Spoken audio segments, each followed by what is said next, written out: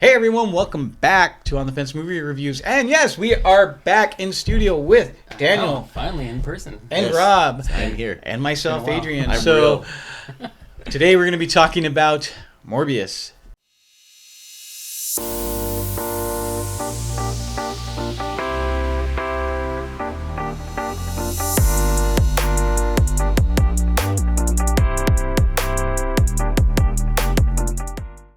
So Morbius stars Jared Leto and is a film about Michael Morbius, who is suffering from this rare blood disease that is crippling and often leads to short life. And so he devotes his life to finding a cure to his problem, and he eventually becomes a victim of an experiment gone wrong and thus becomes the vampire Morbius. And the film takes off from there. So guys, let's jump right into it. What were your thoughts on Morbius? I thought Robert Pattinson was good. Oh wait, I thought we were talking about Twilight. Different vampire. Oh, sorry. Different Batman. Yeah. I didn't. It was a movie. I mean, like, It was a movie. yeah. I will say this. It wasn't as bad as I thought it was gonna be because going into the movie, I did see a lot of reviews. Well, not necessarily a lot of reviews. I did see mainly articles. I didn't see anything on YouTube because no one had their review up or anything, and it was like sitting at 16% or something like that in Rotten Tomatoes. So going into the movie, I thought it was just gonna be like completely trash, and it actually wasn't. So the first half, I did actually enjoy it. Okay. I was like, it's actually not that bad. Like I'm actually into it, but I would say the second half. But then there is a second half. Yeah, the second half is just really, really messy. I felt like it was just a bunch of scenes just bunching together, and yeah, I don't know. I mean that. It Sounds like you're speechless. Yeah, it's weird. Morbius left you speechless. Rob, what were your thoughts on the film? I mean, I'm going to have to kind of echo Danny. For the first part of that movie, I felt a little intrigued with him investigating, trying to find a cure and doing his research and just, when he goes on, just trying to figure out what his life's work of trying to fix this ailment, not just for him, but for other people. And I thought that was really interesting. But it's kind of where it stopped for me because when it came to the action in this movie, when it came to the effects in this movie, I just wasn't. The whole time I was watching this movie, and I mentioned this to Danny, I was like, I just feel like I'm watching a movie. Like there was no, I wasn't I was a little bit entertained, but it wasn't anything where I'm just like, oh, that was cool. Yeah. I just more was like, okay, I'm watching a movie. All right, this is a movie, and I will say this. It is a movie. It is a movie. I will say this. I feel like there is little glimpses of a movie that could be good in here. Yeah. Tiny glimpses, but it is ruined when you see the effects of the movie. When the storytelling for me just wasn't great at all. Yeah.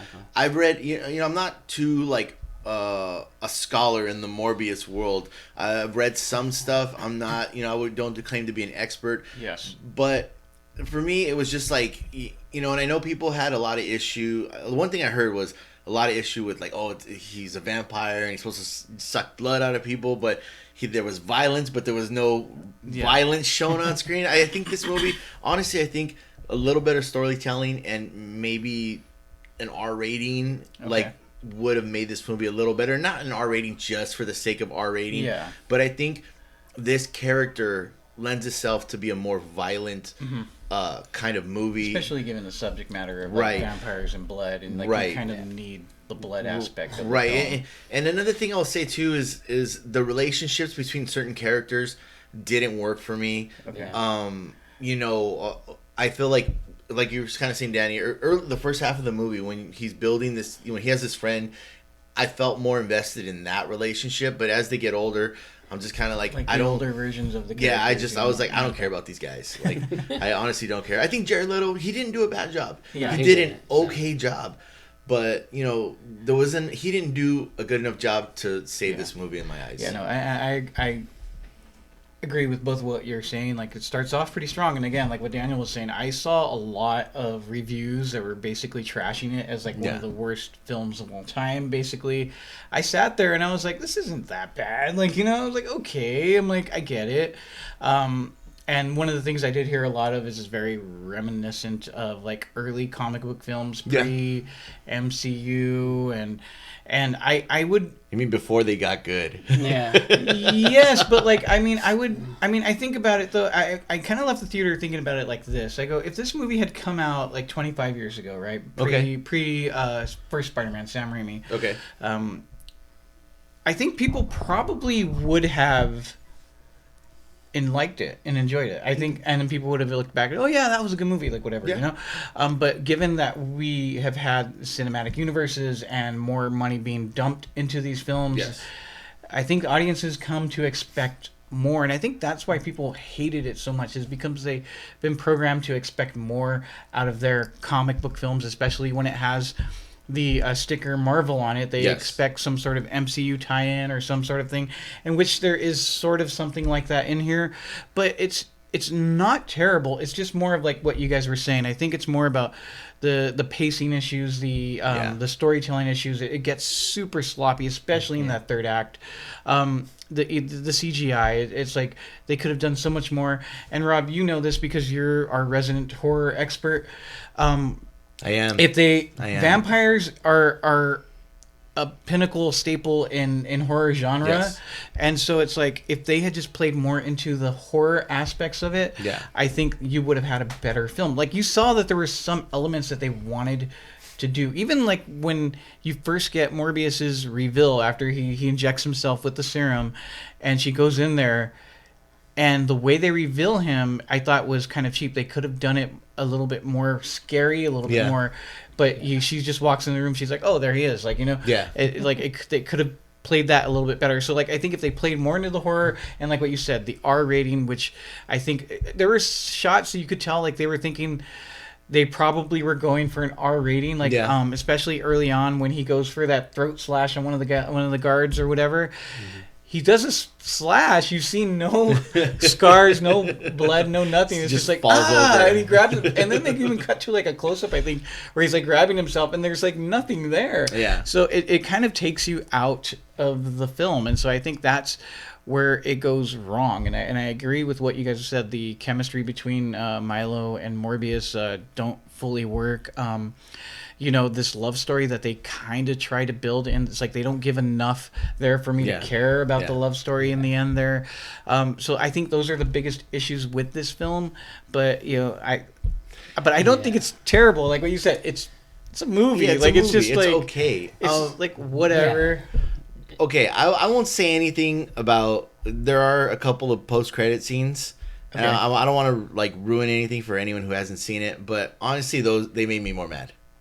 Like, I was already like, I was kind of like not upset, but I was just like, and then you know, I gotta ask you why, because when I was reading, people were saying, oh, this is the dumbest thing and doesn't make any sense and it's like so like stupid and whatever. For me, I was like, well, to me it makes sense, but like at the same time, I will say, I don't know. Okay, no, they make sense. Like the post-credit scenes that they have, there's two of them. Both of them make sense. But here's the thing: my issue is they were not. I feel like they were thrown in there. They weren't. Yeah. They weren't. Okay, yeah. I'm used to, like you're saying, kind of the expectations of what we expect in a comic book movie now. Yeah. I'm used to with my post-credit scenes, them telling a very small story of something to come. These they told you, but they didn't do it in a creative way. It was just kind of like, hey, look at this and look at this. Oh, this happened and this happened. And it was just like, and one of them, I would say the second scene, I was just kind of like, is for who I know Dr. Morbius to be, that makes no sense. Like, it would make no sense for him to be even interested in what was proposed. That I will agree with. I guess my thing was saying where it makes sense is that, like, I think people were expecting it to tie into the greater MCU. Did you think that because that's how they marketed the movie? Yeah, and I think that's why people were upset is because they marketed it with the vulture in the trailer and like all having those tiny. And even they had a Spider-Man. It was Sam Raimi's Spider-Man in the posters. Yeah, in the background. And so like I get what you're saying as far as like why those two characters would even meet up and like even consider some sort of thing, but like. I get that, but like for me, I was like, well, I guess it makes sense. But I mean, as long as you're not going in expecting MCU Marvel, like I lower your expectations. It's not going to be that. Well, I feel like that's what kind of saved the movie for me is that I heard all the negative feedback about it, and I said, you know what, my expectations were here. I'm dropping them way down here, and then I'm going to go in. So well, to quote the Spider-Man, which just came out, if you expect disappointment, you'll never be disappointed. So there you go. Like, there you go. Wise words from Mary Jane, guys. I think I kind of know where you guys are going with this, but let's get your verdicts here. Are you going to get off the fence, or are you just going to stay on? I